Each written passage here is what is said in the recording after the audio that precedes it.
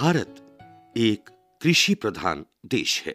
भारतीय किसान का जीवन प्रकृति से जुड़ा रहता है। वह प्रकृति के साथ ही हंसता रोता है, नाचता गाता है। बुआई, सिंचाई, निराई आदि खेती बाड़ी के सारे काम वह मौसम के अनुसार करता है।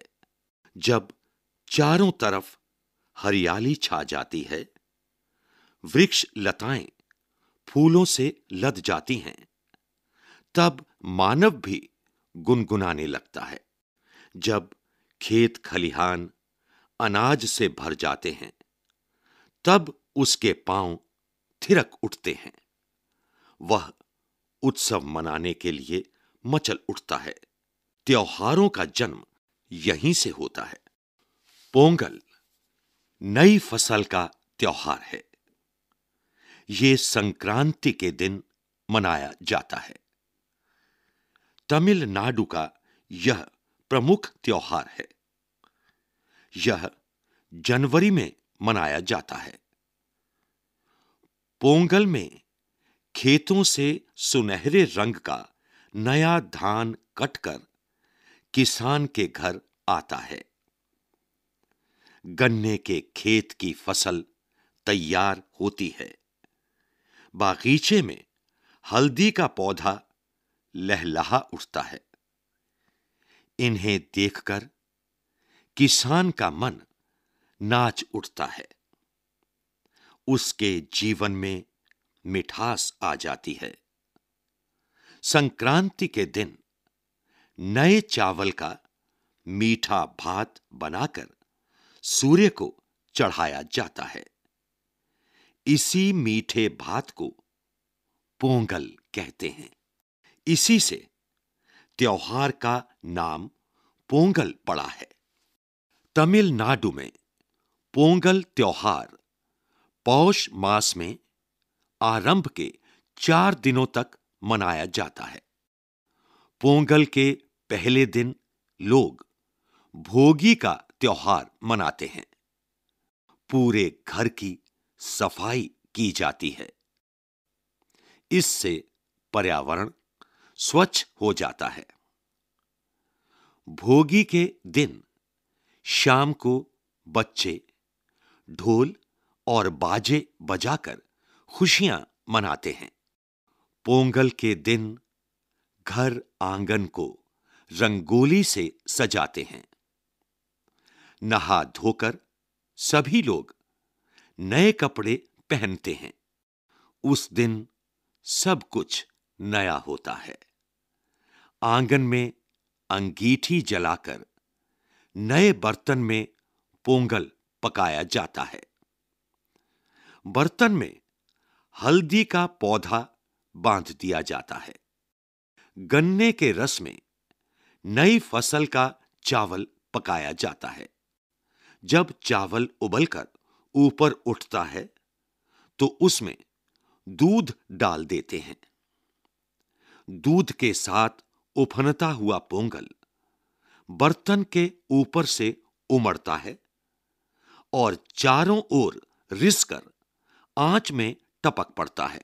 उस समय चारों ओर इकट्ठे लोग खुशी से नाच उठते हैं और जोश में चिल्लाते हैं, पोंगलो पोंगल।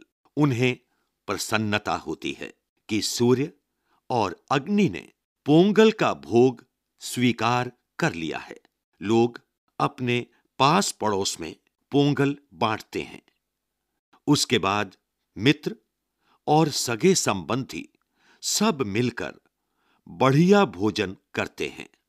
पोंगल के दिन हर तमिल भाषी, चाहे वह भारत के किसी कोने में रहता हो, अपने घर पहुंचने की कोशिश करता है। विवाहित लड़कियां पोंगल मनाने अपने मायके आती हैं। तीसरे दिन माट्टू पोंगल मनाया जाता है। तमिल भाषा में माडू गाय बैलों को कहते हैं। माडू का अर्थ धन भी है। पुराने समय में गाय बैल ही हमारी संपत्ति थे। माट्टू पोंगल के दिन गाय बैलों को अच्छी तरह नहलाया जाता है। लोग उनके सींगों को रंगते हैं और उन्हें रंगीन कपड़ों से सजाते हैं। लोग उनके गले में फूल मालाएं पहनाते हैं तथा उन्हें गुड़ और अच्छी अच्छी चीजें खिलाते हैं। शाम को मैदान में बैलों को दौड़ाया जाता है। चौथे दिन काणुम पोंगल होता है। खाना बांधकर पूरा परिवार घर से बाहर निकल पड़ता है। जगह जगह मेले लगते हैं।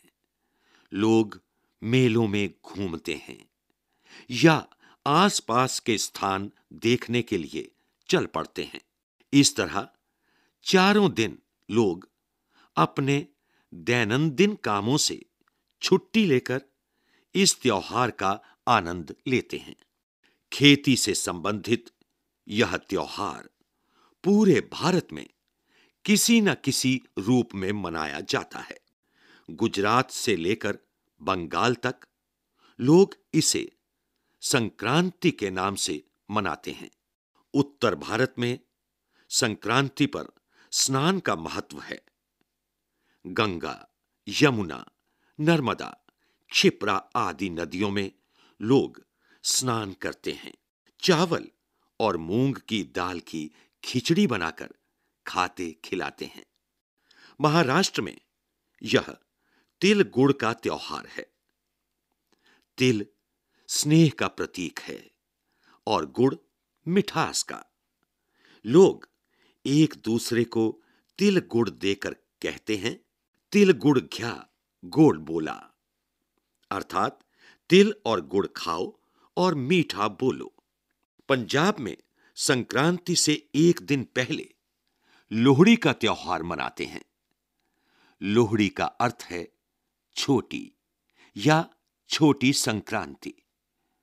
लोग अपने घर से बाहर आंगन में या चौराहे पर लकड़ियां जमा करते हैं। संध्या के बाद स्त्री पुरुष और बच्चे वहां इकट्ठे होते हैं और लोहड़ी जलाते हैं। नई फसल का मक्का आग में डाला जाता है।